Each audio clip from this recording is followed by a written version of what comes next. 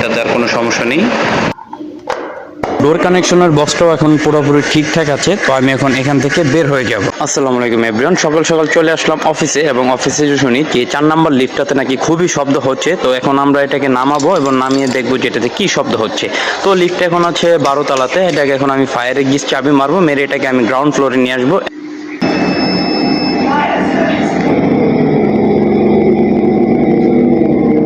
আসলে এটাতে খুবই শব্দ হচ্ছে, ফ্যানের সাউন্ড আর কি এটাতে বেড়ে গেছে, যার কারণে এই শব্দটা হচ্ছে। তো চলুন এখন আমি সরাসরি লিফটের উপরে উঠে যাব, এবং উপরে উঠে আমি ফ্যানটাকে হয়তো বা কমাই দেবো, নাহলে একেবারে আমি অফ করে দেবো, কারণ এটাকে অফ করে দিলেও কোনো সমস্যা হয় না। আমাদের অফিসে টোটাল 4টা লিফট, আর 4টা লিফট কখনোই একসাথে রানিং করতে পারি না, কারণ একসাথে রানিং করলে কোনো না কোনো একটা সমস্যা হয়।